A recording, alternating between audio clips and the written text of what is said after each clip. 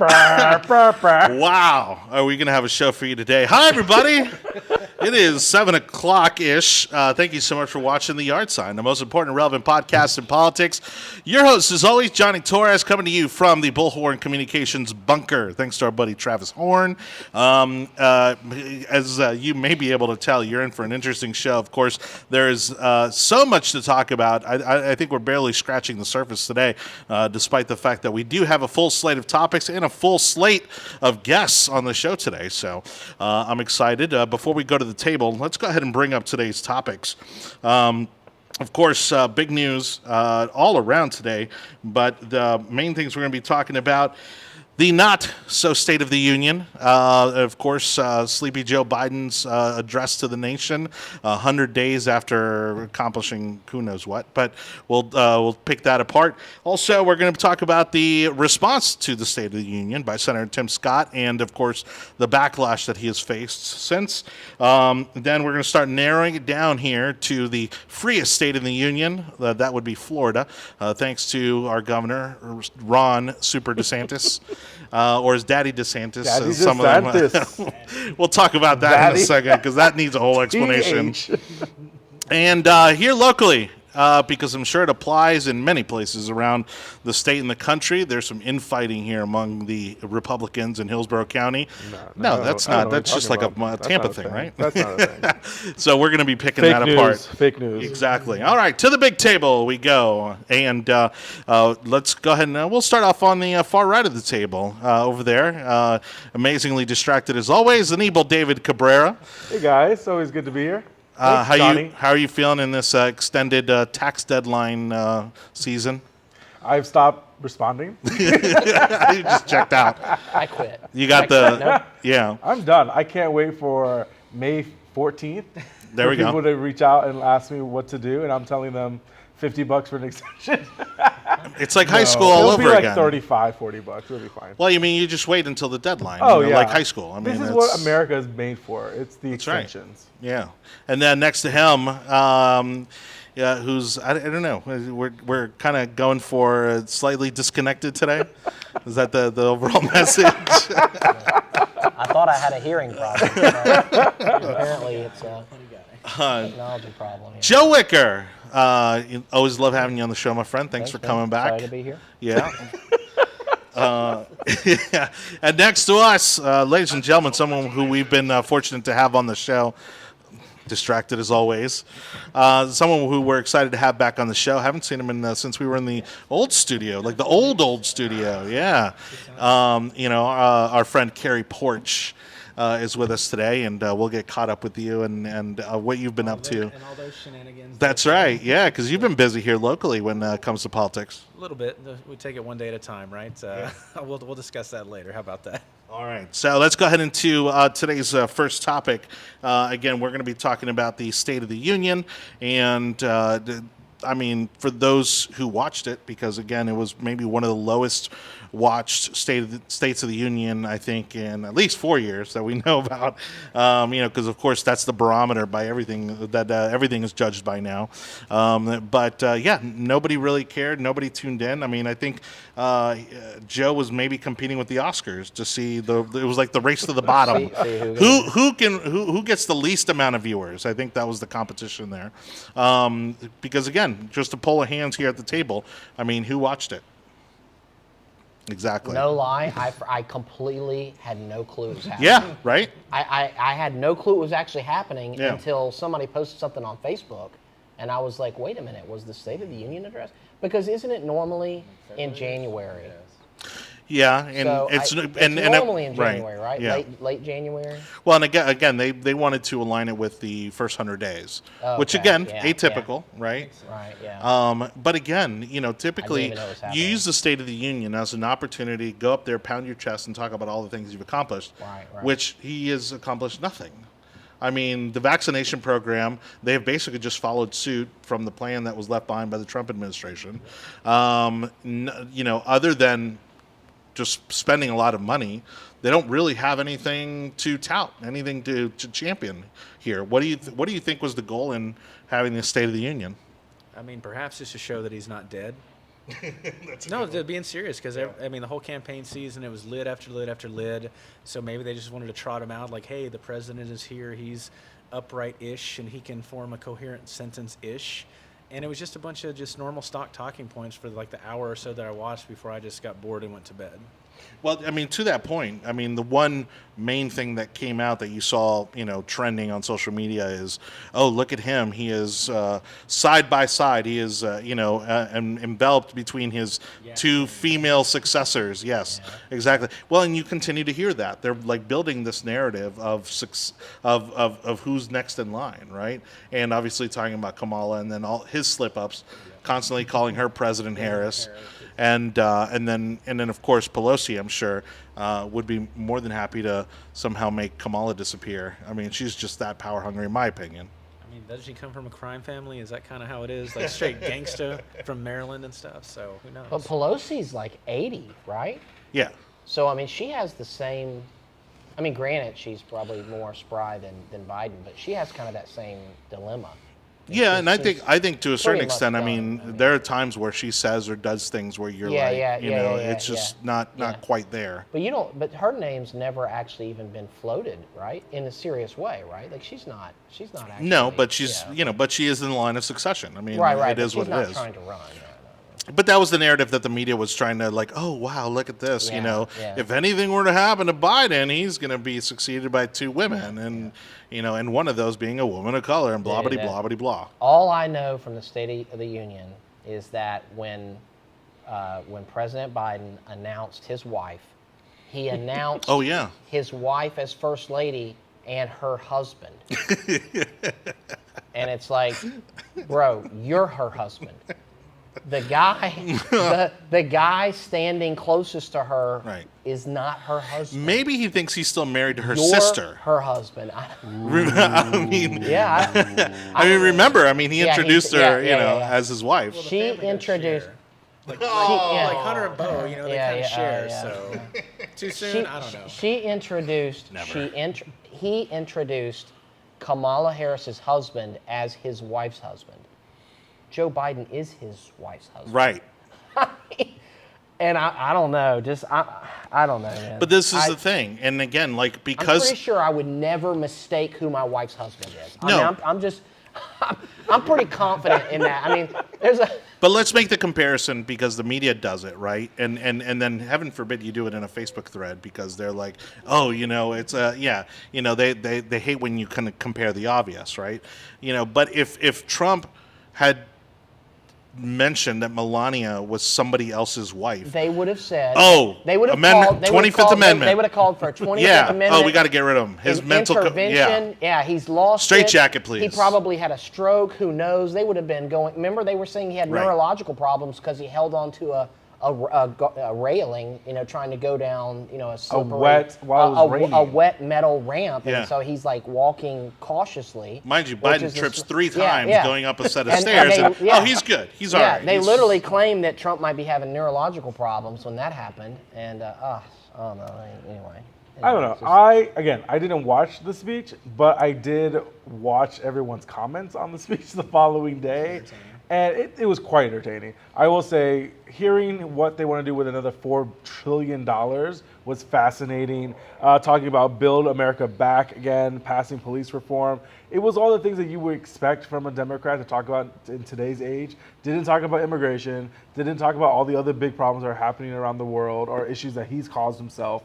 So I didn't really care. What I did care about was the response. And I know we're going to talk about that later, but no one tuned in. No one watched. Well, the chamber was empty and it looked stupid. Yes, it looked very stupid. It looked so stupid. And everyone in there is, most of them, I mean, they had early access to the vaccines. I think most, if not all, the people with the lapel pins were vaccinated. So to me, it's like all theater. Like, okay, does the vaccine work?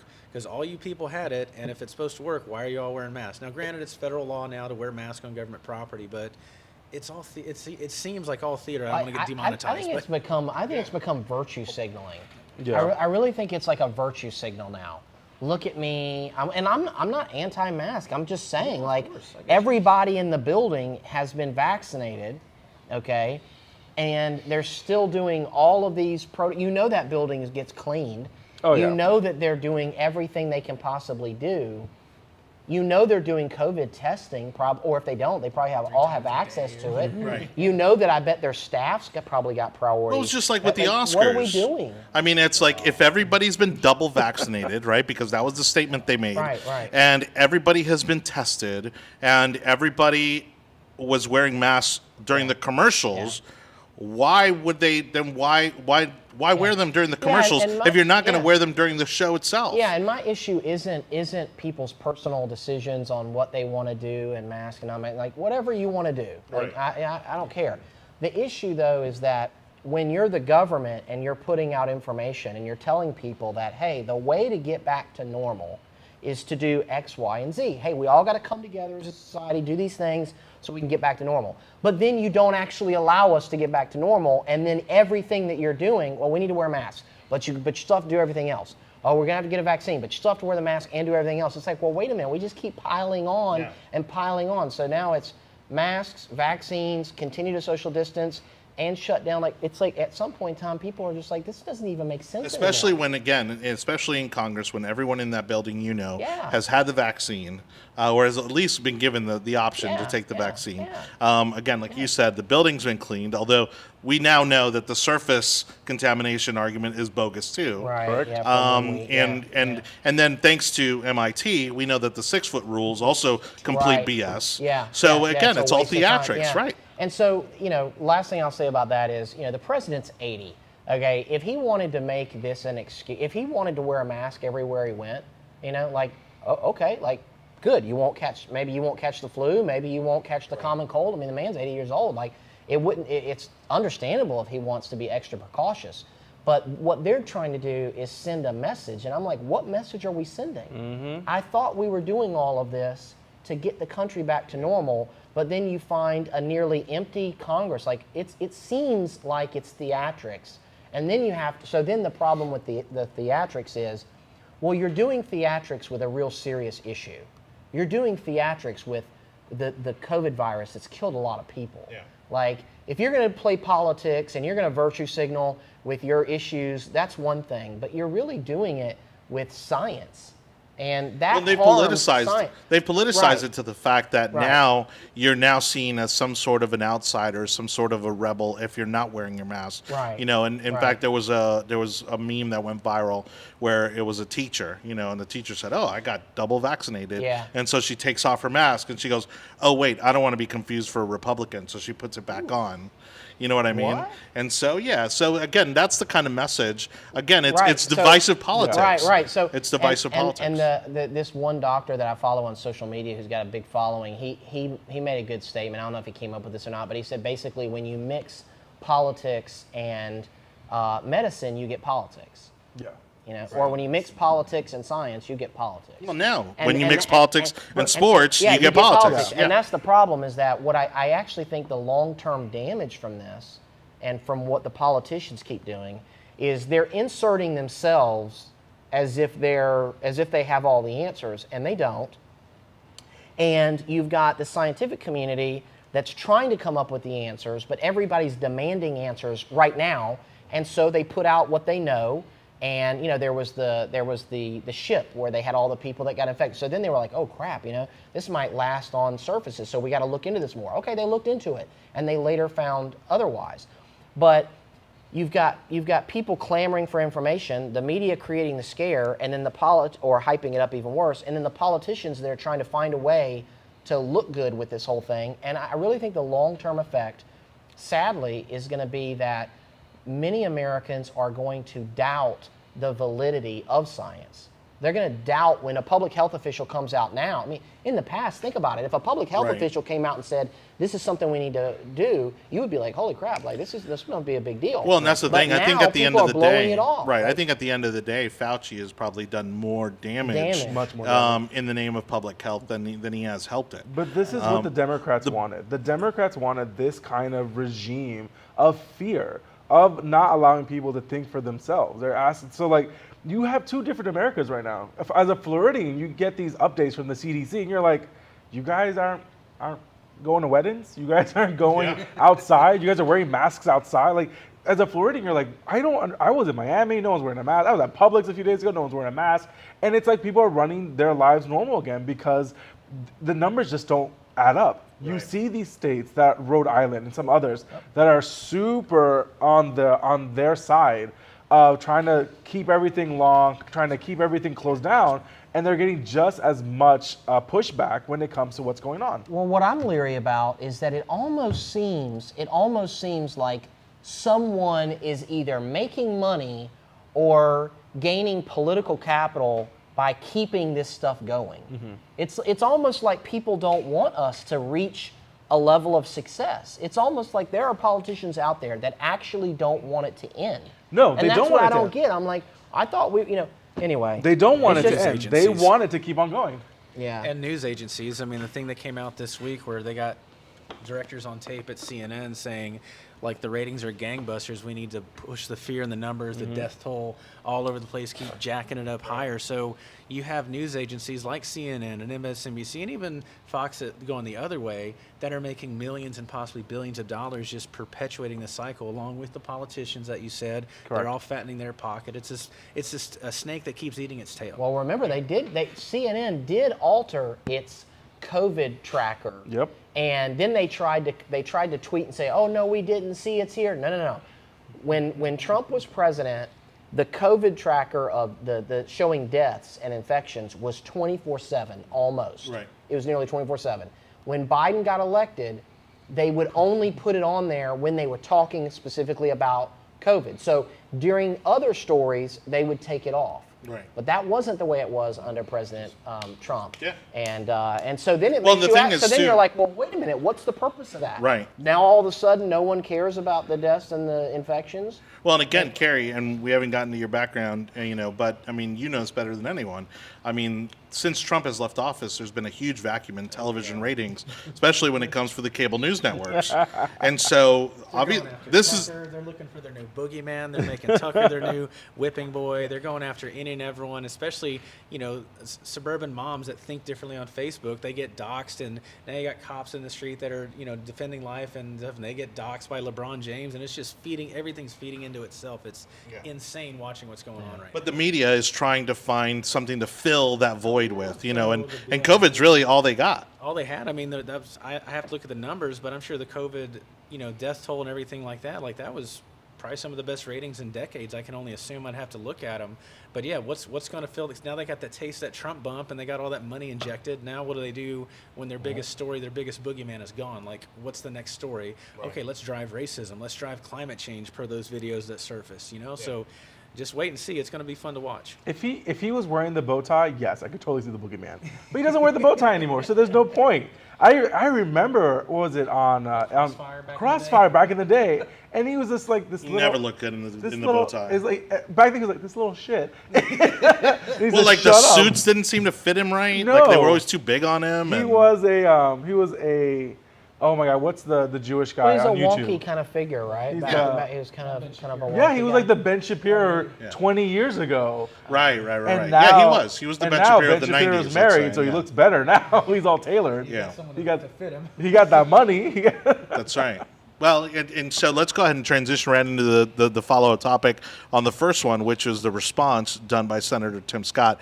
He is someone that I think has been consistent in speaking out about the double standard when it comes to the voice of African Americans, in politics.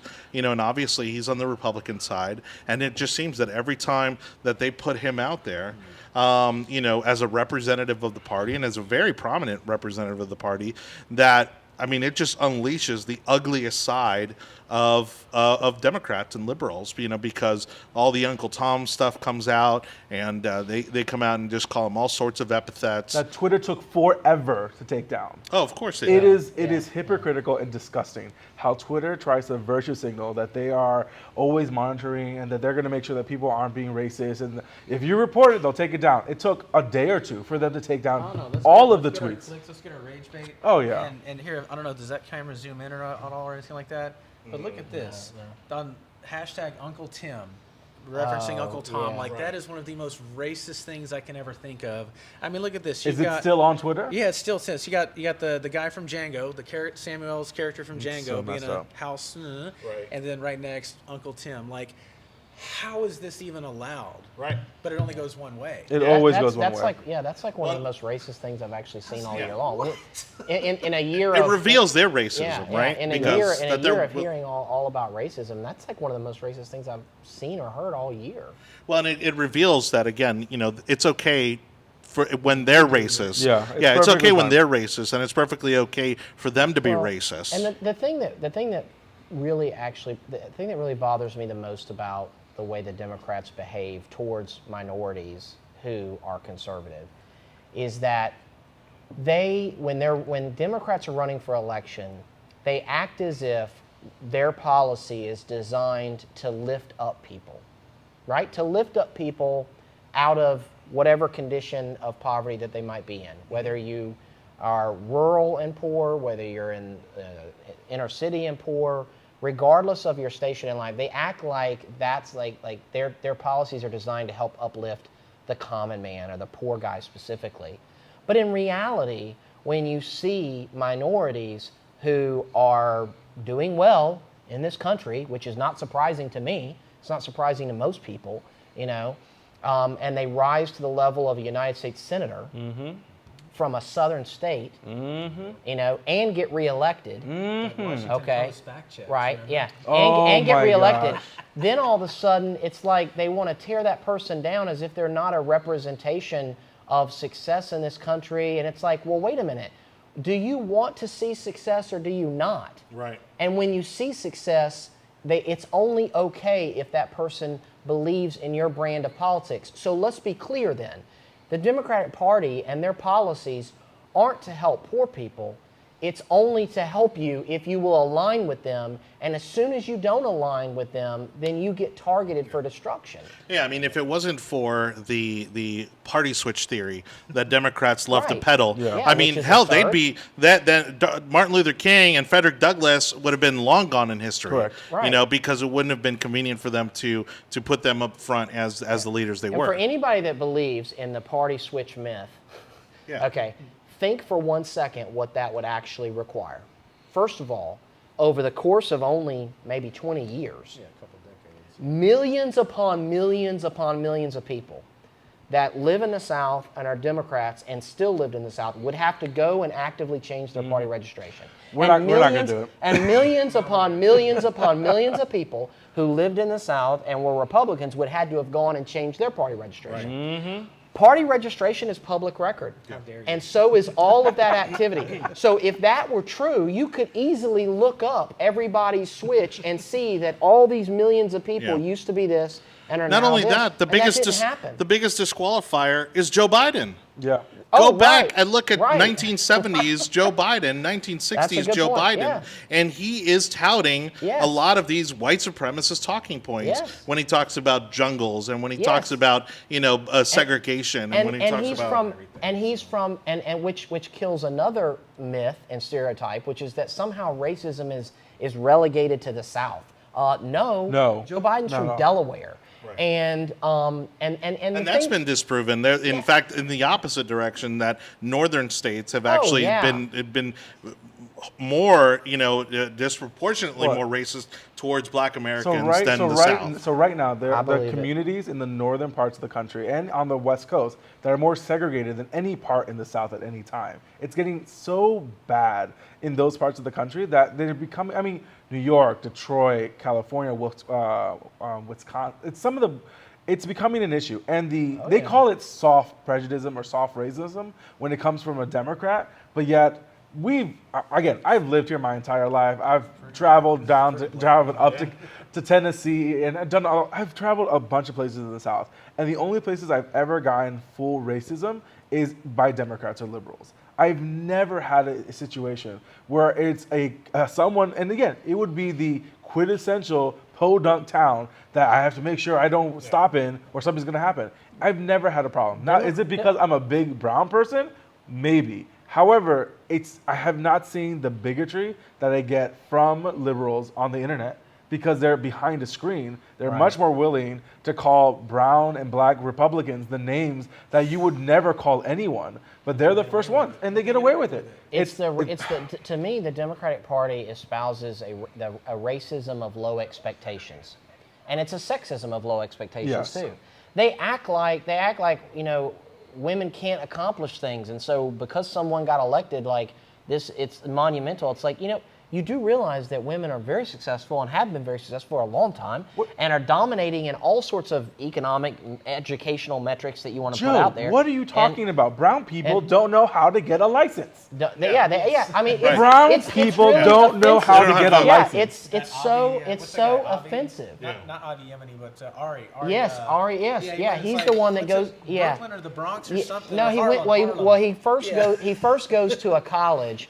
And he talks to all these young white liberal students. And he asks them about it, and they're all like, "Why?"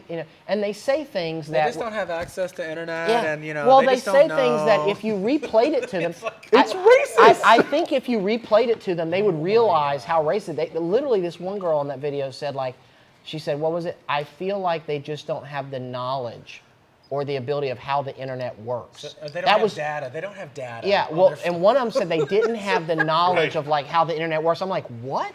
You think that black people somehow can't figure out the internet? Are you kidding me? Racist. Racist. And they say these things with a straight face, and they're really parroting Democrat Party talking points. Yeah, and then he goes to Harlem, right? Yeah, he goes to Harlem and he stops random people and he's like, "You got an ID? Do you have the ability? Here. Yeah, do you know where the DMV is?" And she's like, "Yeah, 20 seconds." I mean. I've never even lived in New York, but I know that there's a DMV on 22nd and 6th. I just don't get it. I'm like, how do you not see this blatant racism and low expectations that you have for people? And so really it manifests itself into Nigerians. Yeah, into a lot of their policies, which is my gosh. Well, but then their policies. Well, after their princes take all the money from us. All right. Well, I was hoping Anibal was going to jump in here with some of the comments, but I apologize. Apparently, he's doing people's taxes over there.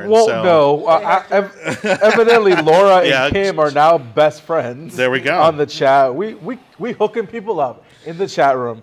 Those are two grassroots, I know. soldiers right there. Billy, thank you for coming on board with us. What's up, Billy? I know we got to get Billy on the show. We got to get Billy on board. It's difficult. He has babies. He has a life now. He has a life. He and has a boat, I think. He has a real adult job as a lawyer. That's right. He pretends to go into the office. And the killer beard. So I ran into him in downtown when he was supposed to be working. Oh, yeah. Oh, yeah. He wasn't drinking at the bar, but I did run into him. You're going to get him in trouble now. I am. His boss isn't watching. Oh, my gosh. All right. Well, thank you again to everybody for watching The Yard Sign, the most important and relevant podcast in politics. Don't forget, of course, you're probably watching us on Facebook or YouTube, where you can see all the previous episodes in video form. But if you want the audio version of our podcast, you can do those on any of the tech overlords over at Google, Apple, Audible, Spotify, and Amazon. Not for long. Yeah, I know. Not for much longer. But we'll exactly. We'll write it out as long as we can. Were we ever monetized? Wait, you guys are getting paid? Your stimmy check is in the mail. We're gonna write this out like Mel Gibson in The Patriot and just keep charging with the flag. That poster of pre-production when he went on his rant. Oh no, yeah. This is pre-production. So we gotta be really careful with these references that we're going to exactly. Right now. So, all right. So let's go ahead and bring it here to the home state of Florida, as you can see, in honor of our super governor. Are we done about talking about Democrats being racist? Well, for today. Oh, okay. I mean, I think, don't get me wrong. I don't think it's 100% of the Democrats. I think it's like 62% of the Democrats are racist. It's a good number of them. It's a good, and anyone north of the Mason-Dixon line. No, but look, I mean, people want to call it a fluke, and again, your work. I think you're doing some work with Turning Point, right? Yeah, Turning Point and other places, and so there's some liberal friends on my Facebook, who want to question the fact that during the Trump administration there were more minorities coming out and becoming conservative figures, and of course, we saw Turning Point and other organizations kind of support them and kind of, give them resources to amplify their voices, but they want to claim that these are the minority within the minority. But I truly think that, again, the needle is ever so slightly starting to move, again, and even in our own Hispanic communities and in the Black community, and understanding that this racist theory that they've been fed about the Republican Party, again, just doesn't exist there, and so, well, especially, again, when you can go back to the current president of the United States and you can quote, not even just quote, you can actually play back the audio from some of his speeches on the floor of Congress that are blatantly segregationist and racist, then it's, exactly. Clarence Thomas's hearing, it's just dripping with that. And it's crazy. I never thought I'd see the day that the Republican Party, the GOP, conservative, whatever title that you want to give people to the center, right, and right, is now becoming, or it's always been truly the big tent party. It's just now it's finally coming to the surface where, people that were raised with certain values, we'll accept pretty much anybody. As you're a good person, you want to believe that the individual can succeed on his or her own with help of others, of course, sometimes. But, I mean, it's amazing to watch it because the left now is pushing, like me, I was a far leftist. I campaigned for Bernie and stuff last time, but working at CNN and everything. And we're talking 16. Now you got to clarify. Yeah, but thank you. Like, whoa, yeah. No, Bernie in 16. Yeah, Bernie in 16, and then working at CNN, seeing what, all this stuff. There's so many people like me that not only were Bernie bros that switched to Trump, but that were So working in the media, did that for you? Yes, it did. It caused you to. Oh, Joe doesn't know his story. No, yeah. So so you're kind of scratching the surface on your own story, but seeing everyone switch because the left now.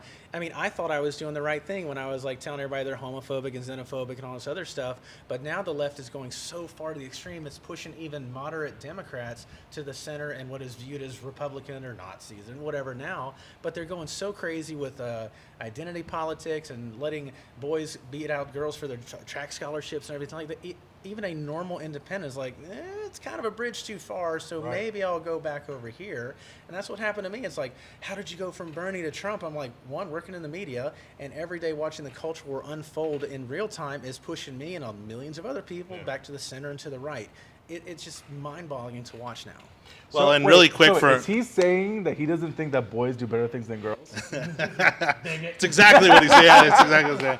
But, and actually, to call out my buddy Corey, we've been friends since high school, but we go at it on Facebook all the time. And one of the things he was trying to discredit one of James O'Keefe's latest videos, which was this, right, which was this, I think he was a technical director, right, at CNN. And he was saying, oh, he's just some lowly, technical director. But the directive's coming from the top, is it not? Right. So, and again, I can't speak because I didn't know this person directly. Obviously, New York Bureau, I was DC. But there are several levels of directors and assistant directors and stuff like that. I was a contractor. I was a low-level guy, right? But I still saw everything. This guy is a CNN employee. He has an @CNN or @Turner.com email address. He was either in the meetings or he gets CC'd on the stuff. He didn't, and it's a group thing. Whatever he was saying, I heard that stuff every day. I heard that vernacular every day. Gangbusters, ratings, this. Hey, we need to punch and keep going after Trump. That's not a one-off. That is the culture coming from the top. Which backfired on them, really, because they gave him all the publicity he needed to win. Yep, indeed. And that's one of the many things that got me to at least raise my antenna. I'm wait a minute, that's not exactly what he said. Let me look at the real clip. One, it was hard to find the real clip, which told me something. And then wait a minute, he didn't say all Mexicans are racist or rapists. Right. And then, of course, led me down a path and millions of others. Well, and just, I know we've kind of gone off topic. No, I know we've gone off topic, but again, having been a Bernie supporter at that time, and now knowing that they were actively, not only the party, but even these media conglomerates were actively working to discredit and basically take down Bernie as a candidate, how did that make you feel? Well, we were all disaffected. We spent all our time phone banking and knocking on doors and donating. And you go back and look at all those things. It was a movement that we were all part of at that time. We wanted a true transformation. And then with the DNC and Debbie Wasserman and everyone stole it. Of course, we were all disaffected. Now, granted, I didn't like Trump at the time. but I voted for Gary Johnson. I was like, I'm not voting for Hillary. Were you a Democrat when the Democratic Party? So I guess you just answered that. So you were a Democrat when when you realized that the Democratic Party basically tanked Bernie's campaign. That it was all set up. Oh yes. That they were going to make sure that Hillary Clinton was the nominee. I was a registered Democrat at the time, but I was a leftist. And so then what did people say like at that? Like people are sitting around the Bernie camp. Are they just like, oh well, I guess we have to support Hillary, or did the party really lose people over that? It did. It lost me and several others because what was the stat? I've heard anywhere from 10 to 25% of Bernie voters actually voted for Trump in that election. See, that's weird to me because out of spite. It almost leads me to believe that people then are making those decisions on maybe personality and populism and a lot less on policy.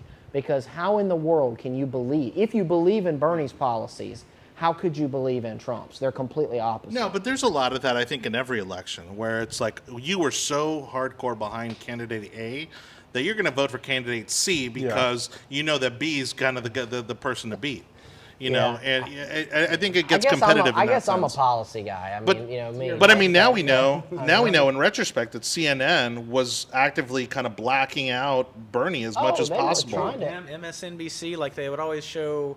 I mean, it's all coming back to me now. Like, well, I'm getting all like fired up, but like you can see, getting triggered. I mean, I'm not a safe space, but you can see like, MSNBC, like Hillary's got this many delegates, including the super delegates that haven't been cast at that time, but Bernie's only got this one, and not really including the super delegates. But Bernie and Hillary were really neck and neck. Right. I was going to say there were a lot. Convention. Yeah, I was going to say basically. But that narrative changes hearts and minds. Yeah, you know, they know that. Close. Yeah. We saw. I mean, all of us. I mean, here's the thing, and I'm this way with the upcoming election. Like, hey, whoever our party comes and within reason, I'm like, cool. If my guy or girl doesn't lose, if they lose fairly, like, yeah, I'll probably get behind whoever the winner is. But like, we were so enraged because like it was stolen. You saw it coming. Okay, you but definitely saw it coming. Did you feel like the Democrats were saying though that okay, we can't let Bernie be the nominee because he's guaranteed to lose, so therefore we're going to go with a more centrist person like Clinton? I mean, she's still on the left, but she's not left of Bernie. Yeah, but she represents everything you don't want. Okay, but Bernie was left of everyone running. At the time, so yeah. what? Okay, At the time, so were they open about the fact that we don't feel like this guy can win, so therefore we don't want him to be the nominee? Well, see, that's the crazy part because all the polling at that time would have shown that they would be neck and neck with Trump or possibly beat Trump. With Bernie. But they wanted, it was Hillary's turn. Yeah. Right. Well, so then, because isn't that the same philosophy that the Democrats had with Joe Biden, right? I mean, Joe Biden was the white male Midwest candidate that they could, he claims Pennsylvania. Yeah. He claims Pennsylvania, acts like he's been in a steel mill his whole life. I rode on Amtrak all my life. I mean, that's basically why they chose him, though, right? Because they had plenty of other candidates that were more exciting, but they shut them out. Well, the party actively negotiated to get them all out of the race. Well, Georgia, was it Georgia or that? North Carolina with that primary? Not So primary. there we have it. Well, I mean, they promised in them all their cabinet mind- positions. Yeah, and we're seeing that now play out. So in their mind, in the Democratic Party's mind, they as exciting as it might have been for a Kamala or for a Pete Buttigieg or whatever, they couldn't let it go that way because they felt they would have lost to Trump. So they had to get Michigan, Wisconsin. They had to get these Pennsylvania back. They had to get the Midwest states back. Well, look So at them. they chose Look at how Biden. they blacked out Tulsi Gabbard. Oh, you know what I mean? And they complete completely shut her blackout. out. She Dude, torched Kamala Harris. complete blackout of Kamala Tulsi. resigned from the race Yep. the And now day she's the after. VP. The day after, because she couldn't get California. But no, I agree with what Joe and everyone saying on the desk is that what occurred was so manipulative that I'm very surprised that the base of the Democratic Party allowed for that to happen. That it didn't split. And that it didn't split. However, at the end of the day, the Democrats had a better narrative about trying to get Trump out of the White House and bring someone normal into the White House. That was just, and that's what you have. You have That a was Joe the Biden. narrative, You normalcy. have old Yeah. Sleepy Joe that's He'll not going be- to ruffle yeah, any feathers, exactly. and they will be sleeping when Korea launches weapons. It's fine. No one cares. I mean, I always thought that the reason for the daily media outrage was they were trying to create the narrative that Trump equals chaos, and if we just don't have Trump, we can have normal. And who looks more boring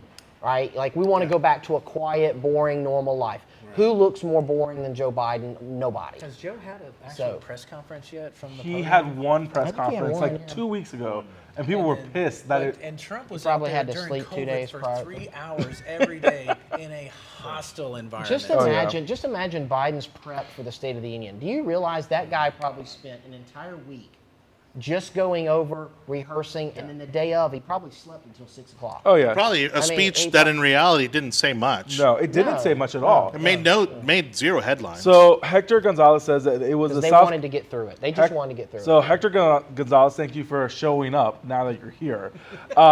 He says that it was South Carolina primary in which the Dems forced the field to give up and bend the knee to Biden. The decision was basically issued out as a directive to the DNC from the DNC chair. Kim is saying that the Dems always have better narrative, and we say nothing. So the comment section is agreeing with the position that we're at. Hey Kimberly Davis. So Kimberly needs me to talk to you after the show. I'm sure she does. She has texted me a few questions, and we will have that discussion later, Kimberly. So and thank you for, thank you for watching. Awesome. Yeah, well, and so let's go ahead and kind of get back on track. So, yeah, I know, horrible segue, but getting back on track with Super DeSantis, okay, because Zaddy DeSantis. right? You see the pack that's selling merch. Don't New York my Florida. Don't New York my Florida or whatever. Yeah, I don't even care about that one. Make America Florida. Yep. Right. Make America Florida. The greatest place to be right now. I never in my wildest dreams. My wife and I moved down here like late 2019, right? Okay. And like from DC. Yeah, from DC. Thank God. But anyways, I've been in Florida. I've lived in Florida many years ago, but I never thought that coming here, one, that I'd love it, and two, like, consider this my home now, especially with all the freedoms we're dripping with compared to my friends in like California, New York, and everything. Like one of my best friends in California, he came down to Disney, hung out. Hey Homer, if you're watching, by the way. And it's like he's like, Carrie, no one's wearing a mask. I'm like, welcome to effing Florida, brother. I think there's a lot. That's the smell of freedom. I think there's still a lot of masks. Everybody's talking about no masks. I mean, yeah, if you're at the beach, I mean, if you're at the beach, you're not going to see a lot of masks. But if I go to the grocery store or go to Lowe's or whatever, I see a lot of people wearing masks. Well, you're hanging out with a bunch of Democrats because when I go to Lowe's, I don't go to Lowe's. No, look, there's still a fair amount of people wearing them because, again, these businesses were some of them. Like some of them requires it. I know you're a rebel and you don't wear one. Publix has a thing where you don't have to if you don't want to. Oh, really? So they've really. But there was. But remember, they were scared. They were scared scared of Hillsborough County. Yeah. They were scared of Hillsborough County, and therefore, and they still all have their signs up. And so you have Hillsborough County, and then even worse, the city of Tampa. Oh, the city of Tampa. That even though they can't fine you, right? Thank you, Governor DeSantis. They'll find right? the business. But they'll find a way. They'll mess with your liquor license, or they'll mess with some other issue that you might have, and so they're gonna give you a hard time. And that was the worst part of this whole situation. You saw the city of Tampa go above and beyond to harass local independent businesses Ybor City, the and bars, shut them down and make them lose money. You've already made people lose millions of dollars, hundreds of thousands of jobs within the city because of your ordinances that are still here. And thank God Zaddy DeSantis made the decision to just drop it down and make sure that we stop doing things like that. But I will give them the background on the Daddy DeSantis. I don't know if I want to say that. Oh my gosh! All right, well I'll give it. But I will say this though. It's become a situation where now all friends, like our friends and your friends, are traveling to Florida to visit people from New York, people from LA, and now I feel like it's almost like traveling to a foreign planet. But now I feel like a tour, I'm giving a tour of the city, and I'm letting them look. If you lived here, this is what would happen. Oh, we can find you a house. We can find you a job. Like we are moving people. Are we congressional seats now, or is that still? We're picking one up. We're picking one up. California lost one, right? And we're gaining one. New York lost one. Yeah, it's like they were expecting Florida to gain 2. Texas to gain 3. Yeah. So everyone, it's really weird. Oh, and California is super pissed about it because we were too honest in the census. California was super pissed about it too because they only lost it by like almost 1,000 people. Well, New York apparently lost it by like 30 something. No, it was 68. Oh, wow. Oh, okay. But think about it. If you have people like Joe Rogan and Ben Shapiro and a few other titans leave California, you must be doing something wrong because Rogan is as liberal as they come. And yes. He loves him some big government. You know. But it's just like if you got people like that, and especially Elon Musk to like move to Texas, like you're Yeah. commenting wrong. Well, you I mean, They're still he was saying they're trying. doing nothing I mean, right. Ben Shapiro was interviewing. Oh gosh, who was he just interviewing? He interviewed. It was this like 2 Sundays ago. Let me walk back my statement. Sorry, but anyways. A business guy? From New York. Anyways, so he was basically saying that why not move to Florida? You know, because Shapiro's moved here, Charlie Kirk's moved here, right? Now, his business, Charlie, you know, now a lot of Shapiro- these. Shapiro's business is in Tennessee Yes, in for some Nashville, reason. yeah. His Yeah, but business is in I think he does his show out of South Florida somewhere. I Tennessee's think. a no state income tax state as well. So I think that Ben being Ben. Either way, he's Maybe one of those where the company might be yeah. filed out of somehow there. But. Somehow he's in But Tennessee then and in he Florida. moved his employees or those that wanted to come. From what I read, I could be wrong. They're in And, West Palm Beach. Yeah. Ben Shapiro has a facility. I there remember on in his West Palm. program, one of the things that I thought was interesting was that what he said is that when they moved, it was like his employees and himself. It was like a sigh of relief. It was like, okay, now people didn't feel like they were going to be like doxxed and just beat up on the street. basically Yeah. like we can just do our business, live our lives, and no one in the neighborhood cares. Yeah. That you work for Ben Shapiro or that you're talking about conservative stuff or whatever. Indeed, and I don't want to walk back part of my statement earlier. Joe Rogan is uber liberal. He doesn't love big government, but I know he loves some liberal policies. But if you get him to leave California, that's what I was trying to say. Not only that, and ever since then, he's only raved about it. Like he's just He's in talked, Texas, you know. like, this is great. I go out barbecue, and if you want to wear a mask or get the jab, whatever, you do you. But Texas is great, And Well, as it turns out, freedom's pretty popular. Right, exactly. Well, what you I don't, know. and I What I think know. for a lot of these people that are moving out of the Northeast and moving out of these Western states, is that they don't realize how much they've given up to live in these states until they come to somewhere like Texas or Florida. Yeah. David Portnoy, by the way, yeah. Barstool Sports was who that's the he was person talking you're talking about. about. Who actually has been spending a lot of time here in Florida. moved down He to he is. It would be crazy. Oh well, They what's won't- funny? They won't move down here. But no, what's funny is he will says never. he goes, no, you kidding? He was like, I would never see my guys because they'd be partying till 3 or 4 o'clock in the morning. That was his excuse. And yeah, that was That was you know, his they would excuse never for do not anything. moving to Florida. yeah. He's like, at least in New York, like there's a balance, like there's Ben Shapiro. But he's down here all the time. Oh, yeah. I mean, he Ben was just down in Shapiro- Naples and his, Pompano his Beach. podcast Who's has been he legit afraid to piss the off last by few saying weeks, though. that? Who's he afraid to piss off by saying Well, he's a that? Boston guy. No, he's- yeah. You know what I mean? Okay, and his the root of his fan base started in Boston. Yeah, and so and that's touchy. That's Yeah. I get Yeah. that, but still, it's like, hey, it's in this day and age, it's like, Hey, you got to look out for you and your family. You can Yeah. always headquarter your business out of state, Sure. and be remote. You I mean, can. all You definitely can. And so that way, when the state of New York or Jersey or whoever starts coming, we're gonna pull your license. What license? I'm just on the internet. I'm just on the Speaking of internet. have you seen the new censorship laws coming into fruition? Like not only In in Florida, Florida? and a couple other places, Well, Texas as well. I Well, think I it's saw- like $250,000 a day fine if Yeah, you censor someone. so basically, there's, if I understand it correctly, basically the law is you can't ban a politician, a public figure. Something like that. Something Kinda. like you can't ban a public figure. I got to look Is at that- it as well, but it's is like that- if you can't ban someone on their political ideologies if they're different. So, which is a huge thing because we all Well, know. that would encompass everybody. But you know what though? That's going to go to court, and I think the courts are going to side in but favor we're of the having the company. discussion and we're moving Yeah, that over to I know. window. But The I whole think- point is I- the I think- discussion. I But think the objective is to get these publisher or these platforms Yeah, yeah. to be now seen as publishers. Yeah, And at yeah. that point, Yeah.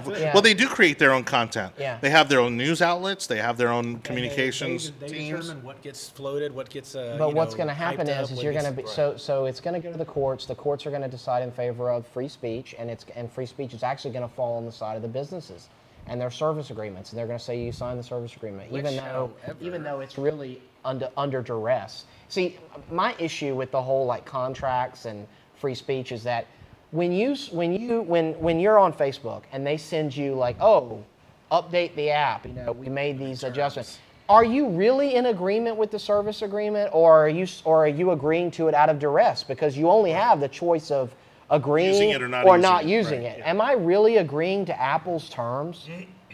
I mean, Well, I can't own the phone. But this if I is- don't. I mean, do I really agree with it? But the reason I mean, think that they might be the anomaly in the situation is because these platforms are more powerful than any media entity has ever been.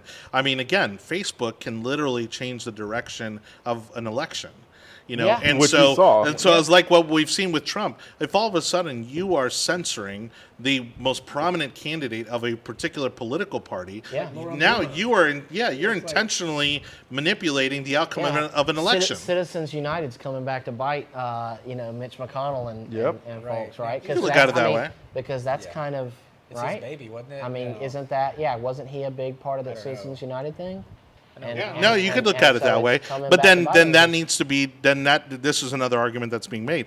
Then when they do those things, then that needs to be attached to a dollar value, and that needs to be recorded as a contribution to a political party or a candidate. Right. So I mean, I own a corporation, and a lot of people don't realize that when you're a small business, you're still a business, and the laws apply. Doesn't matter whether your sales are $1 billion, $1 million, or $5. A corporation's a corporation. And so I do believe that as a corporation, I ought to be able to spend my money how I want. If I wanted to donate, I should be able to donate, and no one should really hold that against me. But as you can see, even corporations fall under the donation and contribution limits.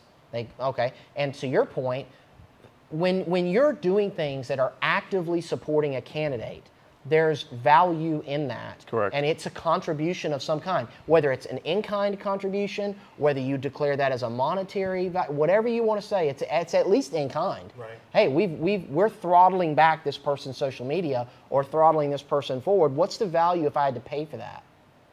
Well, that's at a minimum, that's an in-kind contribution. Right. So, and there's limits on that. So, Sorry, go ahead.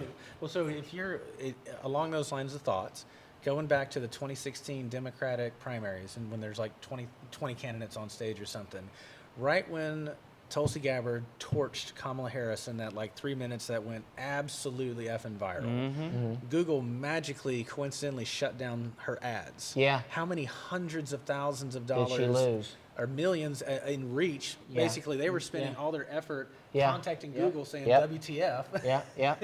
Well, and I remember that after that, Tulsi Gabbard was only able to get an interview on Fox News. Right. And Tucker Carlson brought her on. From that moment on. Because at that point, like That was her only outlet. and it was her only That was it. outlet. And I got to tell you, They all shut her out. Yeah, and I'm not about her policies when you dig into them, but Yeah. I mean, there were like when you looked on social media, there were like moderates and conservatives asking themselves like, why are we not looking at this person? Like, Not only that, I mean, and trust me, from someone who's worked in communications and PR, I guarantee you that those other campaigns and certainly the DNC probably came to these media outlets and they say, if you want an interview with anybody going forward, you're going to block her out. Yeah. You are not going to. Because Tulsi Oh, absolutely. Tulsi Everyone Gabbard knows it was happens. she was the what is it called, the dark horse or horse, whatever. yeah. Like she was the dark horse candidate because I'm sitting here thinking to myself as I'm watching these candidates, I'm like watching the Democrat candidates, I'm like I could vote for her. I'm like if they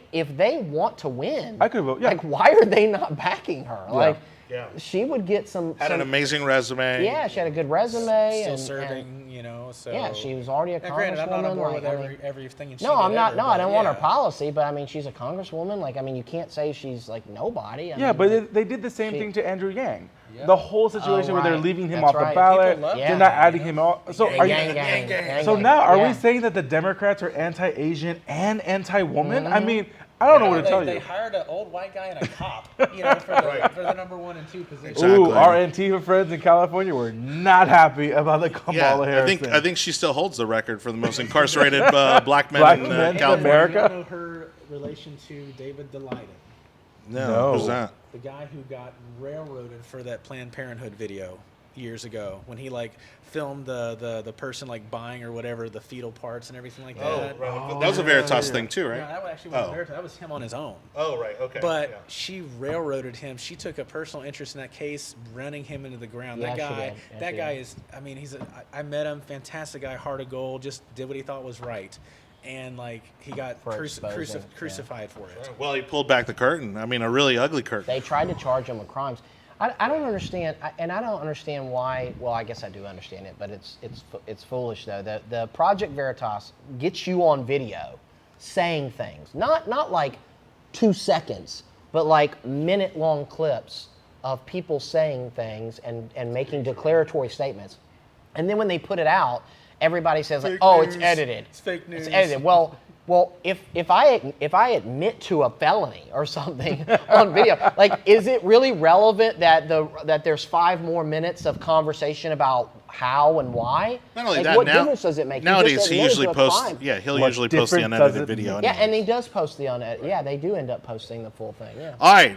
So I'm going to try this one more time to get us back on track.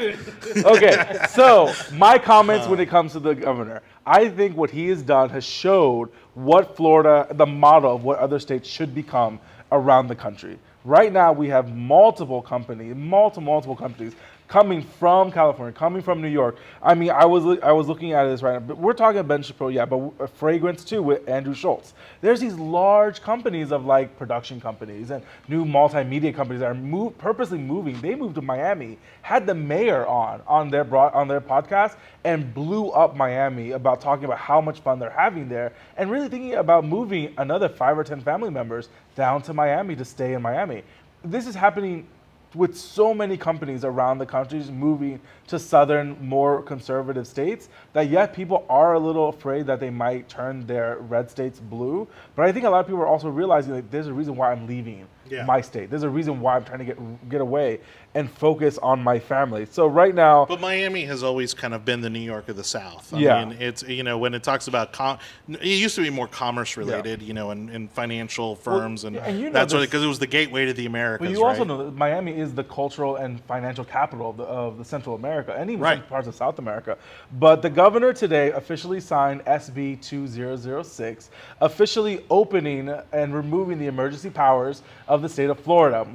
And also reversing any local and county emergency executive orders that are in right now. What does all this mean? I have no idea.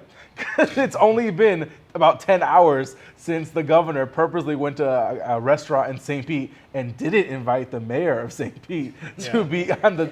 Certainly not the congressman representing Congressional District 13. He went into 2 people's district and didn't invite them. Shocked. I'm completely shocked. But no, the governor was a badass when it comes to what he did, and I'll say. I don't know. But I will say this. Miami, the tweets are coming out of Miami calling him Daddy DeSantis is hilarious. And Jonathan, do you want to discuss how that name came about? Well, look, I mean, it's shout out to our friends at the Log Cabin Republicans. And if we have to explain to you who the Log Cabin Republicans are, then you don't know who you are. Yeah, go ahead and visit our tech overlords and do a quick search for it. Don't be a bigot. That's right. I wouldn't Google image it first. I would just... Shout out to David, by the way, David Leatherwood. Just like Milo Yiannopoulos called Trump Daddy Trump, like a protector and everything like that. So. That is not what he was using the word daddy for. Well, look, and honestly, I think what I've seen happening, kind of trying to remove myself kind of even further from the situation, is you're seeing a governor who has realized that he's got momentum here. He's got a lot of national visibility, international visibility, and he sees 2024, in his sights. And I think he realizes that if he continues to be a leader on this issue, he's virtually unstoppable in 2024. He's a straw poll. Remember, you guys saw the CPAC straw poll, right? So they asked the question at CPAC, for those of you that don't know, is that, if the election were held today, who would be your number 1 for president? Of course, Trump, down the board. DeSantis was right behind him, and then Governor Kristi Noem out of South Dakota, North Dakota, South, right? South. Okay. Now, the next question, this was the powerful one, Joe, is that they took Trump out of that equation. Who would, if Trump is let's say Trump stays retired, who do you want as your presidential pick? DeSantis by multiples, and Kristi Noem behind him, and even Marco is 0.1%, but that's another story. But he is a star now, especially that he is doing the model. We are the eldest populated state. We are the most vulnerable. We've been the most open, and our numbers reflect that, and not nearly what the mainstream media want us if you go to Florida, it's a death sentence. No, actually, we're doing pretty well here, and we're the most open. So, to your point, Jonathan, all he has to do is keep writing this out and keep even if he's net neutral and doesn't like mess with his secretary or whatever. I mean, he's pretty much guaranteed if he wants it to be on the ticket. So you're seeing what the Democrat narrative, though, counter to that is 60 Minutes. The Yeah. Democrat. Oh my gosh. Well, no. We definitely talked about this here. No, it dropped today, I think, with Mayor, is it Kreisman or Chrisman from? Kreisman. Kreisman. So Mayor Kreisman from St. Pete tweeted out that, oh, well, it really, if it wasn't for Tampa, Orlando, Miami, and I think St. Pete or whatever, like Florida would be, devastated or something. Basically taking credit for all of the success. It was messed up. So basically saying, oh, this isn't DeSantis that deserves credit. It's the mayors of the major cities in Florida that saved Florida. So that's going to be their. That's going to be their counter weak to that. sauce. No. Yeah, I think mean, most people. I think most people aren't going to give them because credit for that. second to But what else are they operationally, gonna say? What else but are they gonna say? right, no, absolutely. nothing. But I mean, second it's to operationally, not a how bad he's handled idea. this. Yeah. I mean, really, the only other players in this has been the federal government, and their Right. vaccination sites and that sort of thing. But yeah, especially what really, I mean, DeSantis was already a star.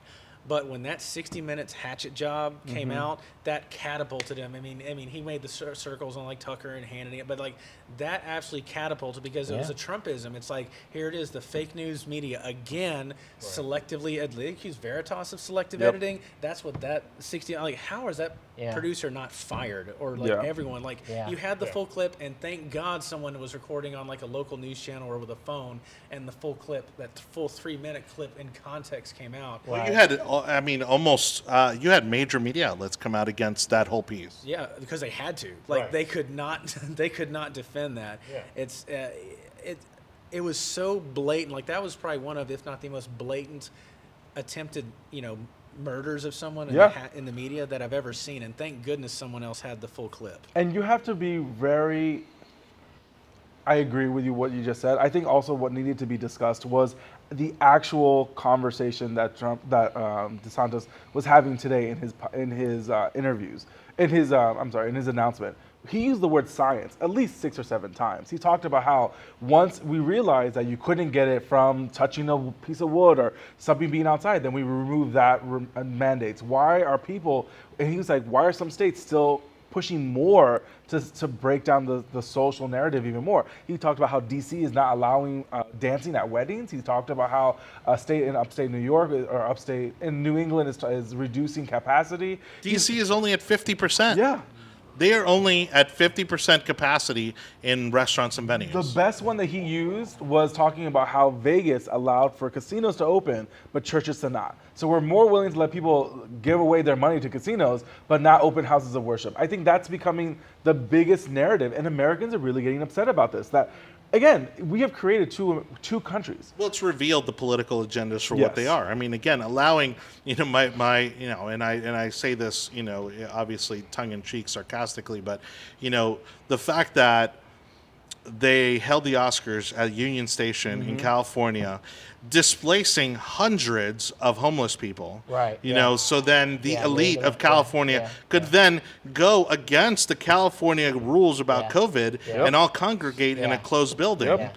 I mean, they just have no shame. Remember, I think it was last year, there was one of those award shows, and it was happening, the studio happened to be like, share a parking lot or something with a lady that owned a restaurant. Yeah. Yes. And they were telling this lady that she couldn't do outdoor dining, and literally across the parking lot they had all these tents set up for all the studio people, and they were all dining right there and having it catered. It was the same parking lot. It was the same. Yeah, it was literally her. And you have her. They like scanned from here to here, and she's like, how does this make sense? And she's literally crying because she spent, I think, like $15,000, $20,000 to build out her restaurant in there to make sure. And that's the thing. If you cannot say that the rules apply to you but not me, that becomes a huge problem for a lot of Americans. Again, I will not be surprised if California picks a Republican governor, because people in California are so upset. People are moving. It's the only way they'll learn unless there's some sort of political backlash. It's the only way. I don't know if the people have learned. I don't know if the people of California have learned their lesson. But but you do have those people that think that even Florida's opening too early, despite the numbers. People will choose their political ideology literally against their own self-interest, and it's odd. to me. It's really odd. I mean, it's as much as it is a football team or a baseball. I mean, people are going to support their favorite football team whether they win or lose, right? And I get that. But politics and policy is not a sport. Like, it's real life, like, consequences. And I don't know that they have learned their lesson, but I mean, we've just seen so many ridiculous examples of how this has just been mismanaged. I mean, look at all the stories of families being kicked off airplanes because their 2-year-old wouldn't wear a mask. Well, exactly. The meme about that is, you in the airport, you're forced to stand 6 feet apart on these little, footsteps, Squares, right? They've got squares or little footsteps. Stand here, 6 feet apart. 30 minutes later, you're in an airplane, and you're a foot apart. Yeah, it's like, what? But there's a seat between you. That protects you. That seat between you. Oh my God! I think they're still. But no, they don't separate the seats anymore. It's that magical force field. Yeah, I don't think so. Amazing. But It's still, a common sense person can look at that and see the foolishness of it, and it's like, what are we doing? Yeah. And so I think we've got a year of data now, and hopefully people will look at this and see. But you can now compare, and it's hard with data because you want it to be accurate, and you don't want to. Well, you can do anything with data, right? You don't want to lie with data, but you can, because all things have to be equal basically for it to be legit. But you look at states like California or New York that are mask mandate states, and then you look at Florida or Texas or whatever that are not mask mandate, and you see that the results are no better. Right. Or you look at states that are lockdown, which is a certain definition, and then look at states that are not. COVID results, no different. Right. In fact, you look at places that have these lockdown orders, and I think they're probably afraid to say it.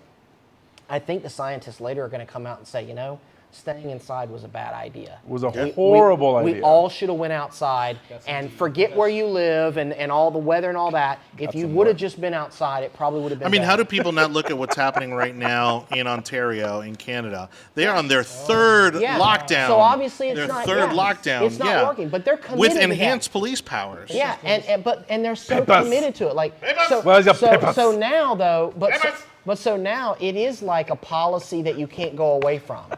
It's like, but now the Democrat cities and politicians, they've attached themselves to a policy, believing that masks are better than no masks, and so they can't back away from it now. They can't back away from it. Where is So can I please have your coat, your hat, what's the inside joke? Where's my papers? Where's my papers? Your star fell off. Oh, I apologize for that.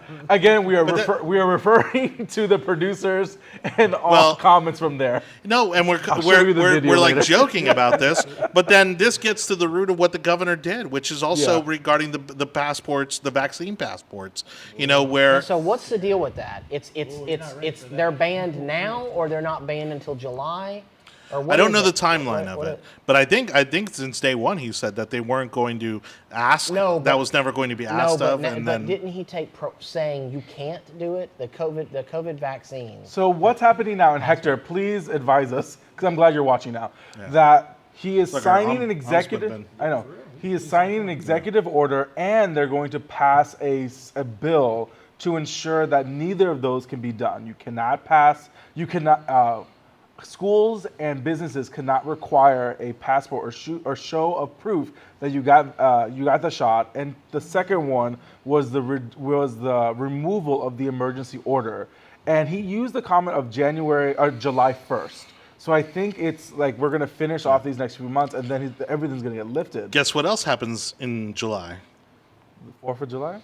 Cruise ships come back online. Cruise ships come back online. And I think, and we were kind of debating this because, again, I'm a huge Disney fan. I've been missing a buffet for a very long time. So the Disney Wish is going to be the new cruise ship from Disney. Yes, it's a blatant plug there for Disney. But Disney, listening? No. And so they're already taking reservations for this upcoming summer. And so my question was, are they going to require vaccine passports to be able to come on these ships, because they're not registered in Florida? Remember, most of these are registered in the Caribbean. That's right. And we've had this conversation. But I think if this does what I think it does, it prohibits them here in Florida from asking I don't know. for those vaccine We've passports. talked about this. That I But the don't have. feds I are don't have an involved in issue. that Yeah, too, right? yeah. I don't have an Because issue. it's a port of entry. Because Yeah, I it's- mean, it's it's weird, DHS. yeah. It might be it's different. we- It's going to yeah. be different, and this is I think that's why there's a larger runway because we got to figure out what this means. Again, if I want to travel to Orlando and go somewhere, I should not be expected to have a passport when it comes to getting my vaccine. But if I'm making the decision to go to like England or go to like the Netherlands, then if they require that, I'm going to get it because I want to go Right, there. yeah. However, and someone made this comment earlier, the freedom of transportation, the freedom to go wherever the hell I want to go in the United States is a God-given right when it comes to Americans. But like for And Hawaii, no you one need a should vaccine ever- passport. Yeah, but Hawaii is in the middle of the ocean. Like no one really cares about Hawaii. Awesome. I'm just saying. Ew, no, there are better islands in the water's Caribbean. cold. The water's very cold. It's the Pacific. I love Hawaii. Wow, we are showing our privilege up in here. Well, I actually. You got to build you a mountain, okay? And you've got Hawaii. I mean, it's Florida with mountains. What I think could be good about it is it could set up a battle between of federalism, basically states versus feds. Sure. Where the states say no, this is the way we're going to do things here. Screw you, big government, and then you have a clash of which I think kind of needs to happen. I mean, the federal government's gotten too big and powerful anyway, and it's time for states to take back sovereignty and say no. You know, the states created the federal government, Right. and Well, to Aníbal's point, though, I mean, they control our ports of entry, the airport, the ports, you know, and so That's why it would be a little So when different. it comes to the cruise ships, it's going to be kind of a wait and see. Yeah. But I'm thinking he's probably kind of at least sending out the message to the cruise industry. Hey, we're with you guys. We want to make sure that you guys can start sailing again this summer. DeSantis could kick him out and say, you No, you I don't can't think be no. here. Why are you DeSantis here? is fighting too out. hard. DHS? Yeah, get out. He could actually. Get out. He could, He yeah. I mean, there's get out. airports. Ooh. There's airports that got rid of That DHS. is true. He could say, get out of our port. This is Florida territory. Get out. We don't want you here. Yeah, I mean, they did it with the airports and Homeland Security. But if he Florida wants to be, can if he control wants, its borders. if he wants to become It's not an president, immigration he can't. issue. If he They're wants not to become immigrants. if he wants to become president, he cannot do that. I wouldn't. On the contrary, I would know. no. On the I don't contrary, think he should I do think that. every Republican should do that. Yeah. would literally move Oh, to Florida yeah. to, But to make there's- sure, yeah, like, yeah. Yeah, and Because- then we lose with a landslide when it comes No, to but the I think- electoral I- college. I think- because Americans I think are a move learning like that. People are learning that the federal government is too big, too Yeah, onerous, right. Yeah. too powerful, Yeah. and that when governors start stepping up against the federal government and to the federal agents, to Yeah. whoever, and saying, no, you can't come here and do what you I want think to if you do. want to make America Florida, that's Yeah, absolutely that's- the move that DeSantis has to make. Yeah, Okay, all I want to absolutely. know is, do you get a different passport color if you like survived the the virus but not got the vaccine? Like, I just want to know, is there like a blue check mark for that? Get like a stripe. I think you get I a think you get stripe. I think if we're gonna go there, let's just go there. Let's get the red passports in German and just get it out of the way. Well, then now you've got a civil war. Speaking of the vaccines and passports, and not to go too much into personal detail, we're actually having, me and my family, some factions of it are having like a familial civil war because, you know, I'm not getting it come hell or high water, but there are definite parts of our family that get it, and they chose to, and I totally get that and respect their choices. But now those particular members are saying, well, you can't come visit us if you don't get your vaccine. I'm like, I will not be bullied into it, but that's Yeah. emotional terrorism. Yeah, We yeah, just had a yeah. daughter a year ago. Yeah, It's like, yeah. I want to see my Yeah. granddaughter, whatever. It's like, but you can't come here unless you're vaccinated. I'm like, you got the vaccine, so that should protect what are you, you, right? What are you concerned about? Because they're not upset with you because you don't have the vaccine. They're upset with you because you disobeyed. Yes, that's exactly what it is. And what do we do when it you comes to disobey. terrorists? Right. We do not negotiate with terrorists. And do not apologize to the mob. No, I like at no, all. Well, but I know, we I- do, though. No, I like I know. I like no, I I'm not racist. Yeah. no, I like what Aníbal said though. I mean, the more you negotiate, people. This is why basically what I think Johnny was kind of getting at is, if governors like Ron DeSantis and others say enough is enough, no. Oh, the feds say this? No, not here. You're not gonna do it. What are you gonna do? You gonna Right. send troops? Yeah. Yeah. You gonna send troops? Florida's I mean, like, what are you gonna do? Yeah. Come at me. Come at me with your army. Like we need politicians to stand up and be leaders because that's actually what they're expected to be. Yeah. The people that elect you want you to be a leader in the moments that are most important. And that's why I think DeSantis has done well. And any politician that wants to do well needs to stop being scared and just lead. And I don't sometimes think- the best way you can do that is by saying no. Yes, realistically, do I think that scenario is going to happen? No. But I do think if it were to happen, It'd be awesome. Look, cancel the primary. It's Cancel the primary. over. Yeah, it's over. I think Republicans overwhelmingly elect Ron DeSantis to be the next president of the United States. That's right. All right, guys. We of course are over time as we usually are because we love doing the show. Thank you to everybody for watching. We still got Our one more comment topic. section is blown up. I know. I mean, should we really? Yes, it's a fast one. The tea. All right. So much tea. No, So- do your plug. Do your thing. Do your thing. Again, for everybody watching, thank you so much in the comment section. Just loving all the interaction. Thank you, everybody. Don't forget to like, share, and comment on today's show. Also, subscribe to the audio version of the podcast, which you can find over at our Tech Overlords at Google, Apple, Spotify, Audible, and Amazon. That's right. As long as they approve. We gotta work on our German. Of our week's show. So let's go ahead and jump into this last one. Hopefully not take up too much time, but again, it's almost a recycled topic on a monthly basis on this show, which is infighting within the Hillsborough County Republican Party. We've been dealing with this for years, but really the new life that this has kind of taken on is because of the shortcomings of the actual Hillsborough County Republican Party and its leadership. There are those that have taken it upon themselves to try to fill in the gaps. So voter registration, working on their candidate recruitment, candidate development. And so a PAC has been formed by the state committee woman of the Hillsborough County Republican Party, who actually is an elected position countywide. And we'll be coming on the podcast this month. Oh, there we go. I like that. We definitely got to pump that up. But of course, the Hillsborough County Republican Party, instead of saying, hey, we welcome any additional efforts to help us win elections, be it voter registration, candidate development, no.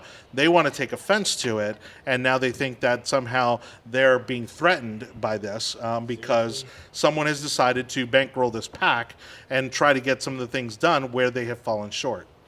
So Bay News 9 released an article over the weekend discussing the back and forth of the new Hillsborough Leadership Council and the response from the Hillsborough Republican Party of Hillsborough County, whatever. And it was quite entertaining. I advise you to go read it back and forth. The current Hillsborough Leadership Council was devised by April Hung Mai and Nancy Watkins. April Schiff, very respected individuals in the community. April Schiff is the committee woman. Hung Mai is a GOP fundraiser, and Nancy Watkins is the Republican campaign treasurer for the state. And you would assume that Jim Warshaw would be perfectly fine having these individuals add on to what is already necessary. We are 70,000 votes short in Hillsborough County. Oh, Republican massive county. Yeah, it's very surprising how we've allowed this to happen. Yeah. 3 cycles ago, we were 5-2 Republican strong on county commission. Now it's completely flipped. We are 2-5 on the Hillsborough County Commission. So things have really disintegrated. In less than 10 years. In less than 10 years. So a lot has happened, and people are now realizing that they have to start kicking this into high gear. And I would have thought the Republican Party in Hillsborough County would have played nice with this situation, but it just became a back and forth of name calling. So I was very surprised. I was a little disappointed also what happened, but I mean, Joe, were you expecting a different response at all from leadership? No, because again, they can't see past their own noses. I mean, this is about their egos. This is about their little club, because they're all retired and have nothing better to do.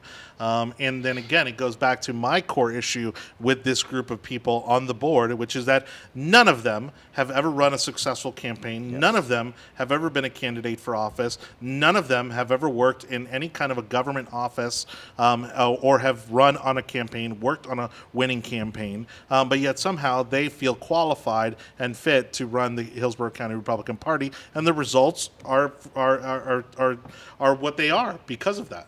Well, they speak for themselves. If you're running an organization, anybody that can bring value, you should be interested in their participation. And certainly, if you're running an all-volunteer organization, because it's hard to run a volunteer organization, but there are people that disagree, right? Republicans aren't going to all agree, so there's people that disagree about kind of what needs to happen, but it's just amazing. You would think that people would be willing to focus on where they agree, set aside the policy disagreements or the personalities, and just work towards winning. I mean, gosh, if you're not here to win, what are you here for? But that's the thing. Now, Joe, you go to some of these meetings. I haven't been to a meeting in a long time. I have been meaning to go back, but let's be honest here. Has there been any effort that you could point to say, oh, hey, they're moving the ball in the right direction?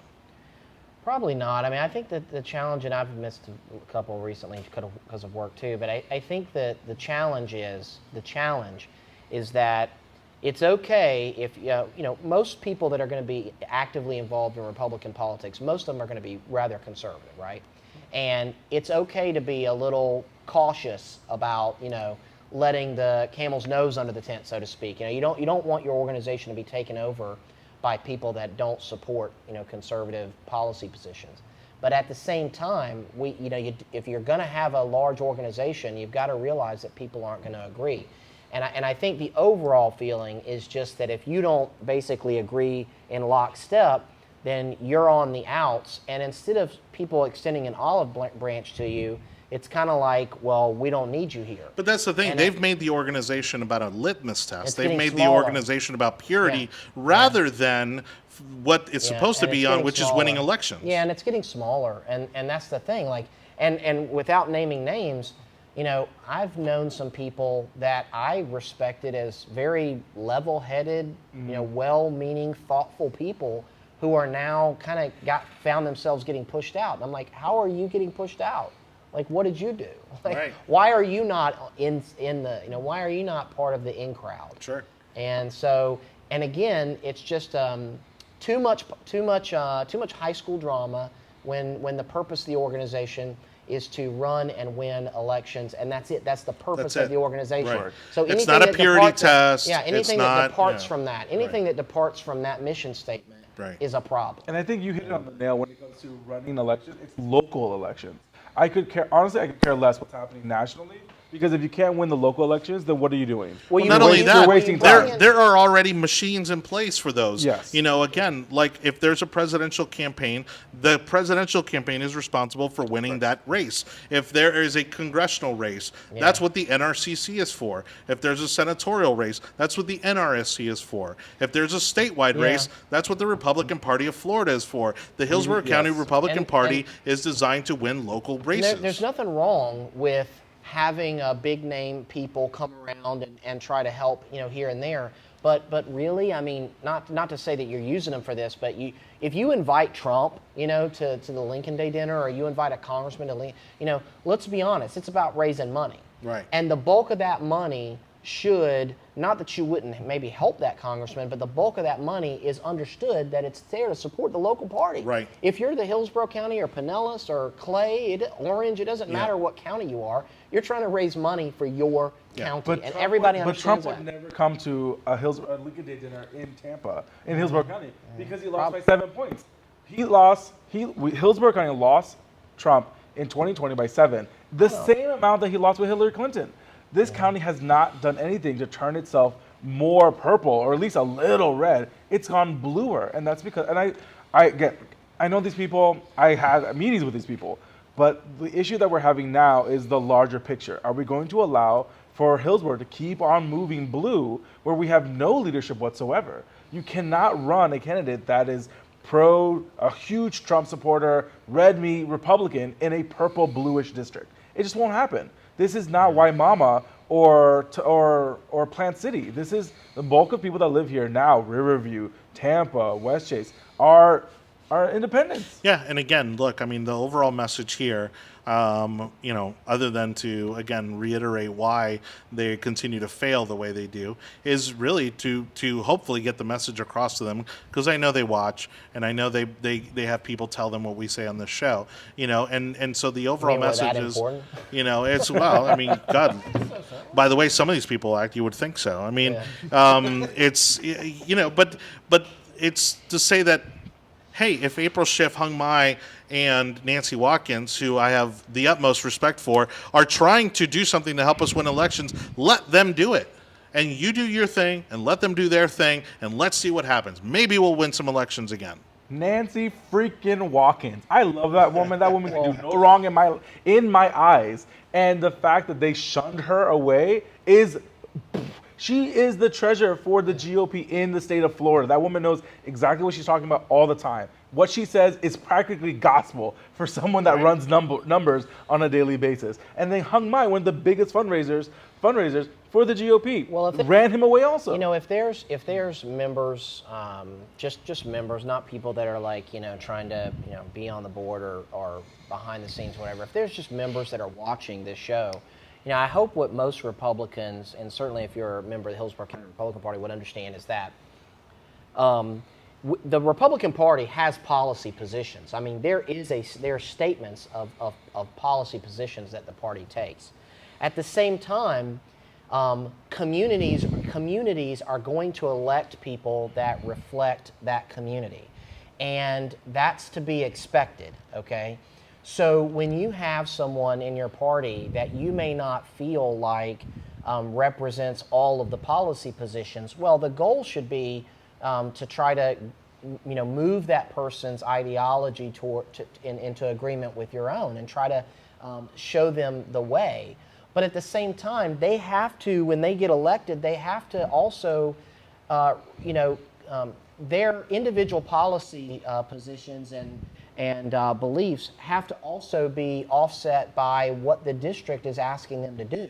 So politicians find themselves sometimes in difficult situations, and they have to vote their conscience, and they have to take a vote, and then they have to stand on it, you know. And it's easy for someone that's not running or not elected to sit here and cast stones at them, but we're not the ones pushing the red button or the green button. And every time one of those politicians pushes that button, they have to answer for that to thousands of people. And sometimes you can't make everyone happy. So the last thing I'll say about that is, you know, there are certain times that legislative bodies like the Florida Senate get so tight, right, that you literally are 1 or 2 seats away from losing. You might be 1 or 2 seats away from having your taxes increased. Correct. You might be 1 or 2 seats away from having massive regulation brought upon you. So if you want to have a purity test and boot someone out because they don't agree with you 100% of the time, then 2 things need to happen. Number 1, you're going to end up with bad government because you might end up losing a lot more than what you think. And second, because you're throwing the baby out with the bathwater, basically. But second, if that's the way you find yourself feeling oftentimes, then what that means is that you're not going to be happy until you're the one that's on the ballot. So if no one can please you and you're going to have a purity test, then go run. Yeah. Put yourself on the ballot and see how it is, because it's not so easy when you've got to talk to 10,000 people and get 10,000 variations of viewpoints. You go put your name on the ballot, or if you don't want to do that, volunteer, help, write a check, don't do anything to help us out, and don't turn people away. But we've seen where these policy purists have ended up, right? They end up isolated. They end up basically on the bench, right, from the actual decision makers, and you know their bills don't get through. They get out because that's not how things work. Look, like it or not, right? Because we believe in the things that we believe in, but both our federal government and our state government was designed for compromise. It was designed for not one side to get everything they want. Now we're lucky here in Florida where we get a little bit more of what we want, right? But especially in Florida when they want to question votes by either of our senators or any of our congressmen, and they say, well, why isn't their conservative rating 100%? Well, because sometimes there's the give and take, and that's how things get done, and that's how the Constitution was designed. Was for one side not to get everything they want. Don't get me wrong; the forefathers probably think we've lost our minds at this point, but absolutely. But if you showed them, if you said, hey, there were 1,000 bills filed this last cycle or whatever, and only 200 made it through, they would probably say, good. Right. That's what it's designed for. So the complication and the frustration that you have in getting a good bill through the process, whether it's state or federal, is the exact same. It may seem like a bad thing when it's a good bill, right? The frustration, the difficulty of getting it through. But consider how many bad pieces of legislation our system keeps out. Correct. Right. So it kills the bad ideas just as much as it makes it difficult for the good ones. So it's a compromise, and the gridlock that exists. I think many of the forefathers would say, yeah, that's exactly why we put it that way. We made it that way on purpose, because because it helps filter out the bad stuff. Are we talking filibuster? Is that? Are we going to get into that conversation God. right All now? right, no, 'Cause I could talk hours on the filibuster. And that's why we're going to go ahead and close out the show tonight, ladies and gentlemen. Thank you so much for watching The Yard Sign, the most important and relevant podcast in politics. Thank you. Filibuster the show. Filibuster. Some say you already do, Joe. I mean, I filibuster. Someone does a lot of I filibuster. filibuster. Hey, that could be like a nickname, you know? It could be So, like the a filibuster? call sign. Yeah. No, it's not. Joe the Like a filibuster. call sign. Phil A. No. Buster, like your name, Phil A. Not, Buster. not at all. Cool. That's a stretch. Let's. Be a good fake name One for more social thing. media. All right, here we go. So we're going to wrap up the show as we do. And since he's pushing for it over there, I'm going to put him on the hot seat first. But we're going to end tonight's show with the one more thing. What's the one story that we didn't get to talk about today that you are currently watching? So I am very saddened to announce that the Bill Gates and his wife are divorcing after 27 years of marriage. I am not a person that supports divorce. I'm very saddened about this whole situation. But when you see two lizard people get a divorce, it is what it is. Now I can't wait to see what I would love to see what the prenup, which there was none back then. So we're pretty excited to see someone that has $130 billion and how that's going to separate. Our newest female multi-billionaire. Our newest self-made female. Hey, you said she was with him from the beginning, though, right? She was a ride or die chick. I am chick. very surprised that she's letting him live after this divorce. But again, lizard people, you don't know what happens with these guys, so we'll see what happens. Lizard people? We will discuss this Why at Wings later on today.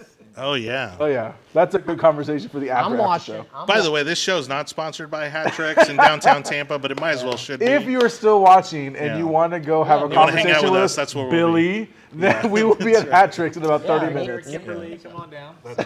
So I'm Kimberly's not far from watching, Kimberly, we will provide vodka when you are on the show. No, that's a bad idea. Do not get No, around. first of all, we want this to be spicy, and I know she can bring it with the alcohol. Yeah, because we're not Travis spicy has plenty in here. Actually, there's a whole case of vodka right over there. I'm looking at it. I'm watching Go get it, everybody's favorite crypto, Dogecoin. Dogecoin? Is it still headed to the moon? It's going to the moon. Well, Elon Musk. There you go. That's the Kimberly Davis Kimberly special Davis. right there. We're ready for you, woman. That is real, by the way. This is real. This is Kirkland brand. It's Kirkland I brand. bet you it's good, And too. it's better. It's a lot. Kirkland? I bet you it's like Tito's level. you not- Life in a bottle. Like, you would die if you took it. I bet you. Challenge that's the Shock G bottle. Too soon? Yeah, 43. Yeah, it's a 43 So cents now. That's the DMX edition of vodka. 43 cents. So Elon Musk is going to be on Saturday Night Live, I can't wait. and he's calling himself the Doge Father. That's clever. Yeah, he asked to be. He said he wants to be that. Don't put that stuff near me. That's the devil's sauce. Man. Don't put that near. Elon Musk is saying he wants to be the CEO of Dogecoin. And I mean, hey, he's already the CEO of two other companies. You can't be the CEO of something that doesn't have any value. He's got cars He's like going to the moon. 4 He's companies. got. It does he? I mean, SpaceX launching. I mean, So SpaceX, Tesla, the solar panel company. Oh, he does have, and then the boring company. The boring company. Yeah, right. How can you be? I don't even understand what his life is like. But So- anyway, watching Dogecoin, it was a joke, and some people have already become millionaires apparently. Well, it goes to show how Man, how I wish much I could have got in. SNL used to be the anti-culture, right? The the counterculture platform, right? You know, because they would make fun of, right? Yeah. Then for a long time, that's kind of what they've been. Slowly, you know, there's always kind of been that creep where they've become the very thing that they used to rail against. Yeah. And now it's almost hit its peak because apparently some of these SNL cast members are now asking for they don't a safe wanna go. space. They're Yeah, they don't want to refusing to be perform on. with Elon. Yeah. Well, they're afraid that it's going to hurt their career. I'm sure. They're trying to seem That's woke. ridiculous. Yeah. They had Trump on there, and actually it was one of their most popular Yeah, episodes. and if was you're amazing. a a comedian, don't you get a pass on everything? Like, it's jokes, these people. days, not It's these jokes. days. But it goes to show you how little they thought of Trump initially as a viable presidential candidate. They thought he was a joke. That they would have him on as a guest. That's why they wanted it. Right. Because it was going to be a big joke. That's right. And yeah. And he turned out to pull out a When win. it And came it's real, it actually a wasn't so very funny episode. It wasn't so funny anymore. It was funny. Yeah. I love the one where he's dancing to like the Drake Drake music video. But go ahead. So kind of a serious note, and obviously a close place to my heart. I am watching like a hawk the Project Veritas multiple lawsuits going through the pipeline right now. Tim Pool actually said it best, and Cernovich is, I think I saw him say it as well, that this could possibly be his one versus the New York Times. You know, they're now going into discovery. I can't imagine what juicy details they're going to get. But this truly could be the case that sets precedent for a century about someone going against big media and how they're truly becoming publishers and, like that type of thing right there. So not only the New York Times, that's going to be a juicy one, but now they caught CNN and Twitter red-handed in lies as well. So I'm really interested to see those three particular lawsuits, what happens to free speech and the whole Section 230 and everything like that. So obviously I have a vested interest in it, but mainly for everybody, I'm excited to see where it goes. James has not lost a lawsuit yet. He's got a team. So you're saying that what they're really trying to do is get the courts to declare that these companies are actually behaving as a publisher? Well, that's my opinion. Again, I'm not in the room with his lawyers, but think about it. He's got Twitter basically saying he's going to run fake accounts, which is demonstrably false. He got CNN's Ana Cabrera on tape and Twitter basically confusing her stories or whatever like that. So you got you got a big media corporation and an online social media space, both acting incongruently with what their terms of service are. So I'm really interested to see how it can help free speech in the get. And you're right, it has to go through the courts to build precedents. Yep. Like, there is no precedence at the moment, and these are the cases that will build upon that, so that it gives the Supreme Court something to build on. He built a legal fund today. I don't know if you guys saw it today. He dropped a thing where it's called like PV Legal or whatever the fund is, basically compiling people that have been defamed by like New York Times, WAPO, and all these other things. So I mean, I don't know what's going to happen. I can only assume that he's building some type of war chest financially about basically just to like, I know it's a PG show, but unload on some of these companies. So again, I don't know what's going to happen, but I trust in James and his team. They pretty much don't enter a fight that they know they can't win. So we'll see what happens. Well, but in an environment where newspapers are dying, I mean, we're literally watching the death of the St. Pete Times, or the Tampa Bay Times. Excuse me. Wow, old school there. With them actually just in a couple weeks ago closing their local printing facility. I mean, again, it's one nail in the coffin after the other. The New York Times, I think, only feels more empowered and more emboldened by the fact that they're going to be eventually one of the few newspapers left. At some point in time, they'll be like two. Which is why I think they're overreaching. One on the East Coast and one on the West. That's very sad. Where's you see? Did you guys see their defense, though? So they were basically saying that the piece that Veritas did, was like coordinated disinformation. That they cited Wikipedia, New York Times did, as the reason that they don't have to do anything in Veritas. Well, Wikipedia says they're bad people. Like, Wikipedia says I'm a bad person, And they basically, in their New York Times defense, they said the authors in that article injected their own opinion, but it was placed in the A section in the news section in their paper. So they literally admitted that, one, they didn't know what they were doing, and that their writers are now injecting their opinion into factual news stories. Like, that right there, I'm not a lawyer, maybe you can do it in evil, but like, that to me just blows my mind. Like, really, that's the sword you're gonna die on with your $1,000 an hour lawyers? All right, cool. It needs to be. They need to be put into that position to really try to defend themselves. And again, I agree, it needs to go through the courts. The only way this is going to happen is through the courts. I still don't think you have the support in the Senate, even if we do get the House in the next cycle. I don't think you have the support to be able to fight the mountain of legal defense that those corporations are going to build, and the lobbyists that they're going to hire to push back to ensure that they don't get declassified. That's what I'm saying. The law's not going to change. If it was going to change, they would have had to have changed it early in the Trump administration. And I don't think that, it really didn't reach the critical level. I mean, I think a lot of people were upset about all the social media censorship, but it really, I don't think a lot of politicians realized how serious it was until they deplatformed Trump.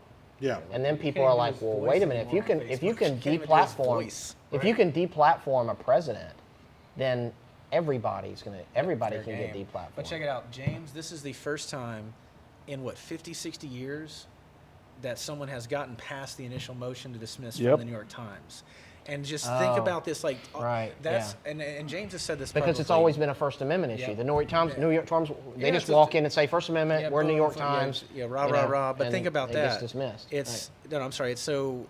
Think about how huge that is. So that's why so many people don't go against the Times, because they got money and it's the Times. Right. But and they're going to lose on discovery. they're going to lose on summary judgment. But think about that: the discovery, right? The emails, the business text message, Yeah, the WhatsApps, all the that, whatever. all that. I mean, like, I don't know how broadly they're gonna, go cast the net, but As what their broad as they search. can. That's what I'm saying. But like, what all gems are they gonna find? And Yeah. even in CNN, I'm pretty sure they're gonna get to depositions. Hell, they'll probably find my name in depositions there at CNN. Like when my story went through. Like, I'm just excited to see how the 3 congruent lawsuits running parallel. Like, I can't imagine what the war room up in New York and Mamaroneck is going through right now, but they're a seasoned room of war dogs. And James, love you guys. I'm excited to see what you guys come up with. All right.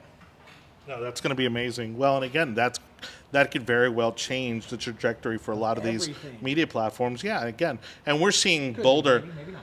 We're seeing bolder countries take action already against these platforms. But again, I think here in the United States, the only way to accomplish that is through the legal process, right? I could see them actually just creating side little companies like basically New York Times Opinion, New York Times, editorial, like whatever.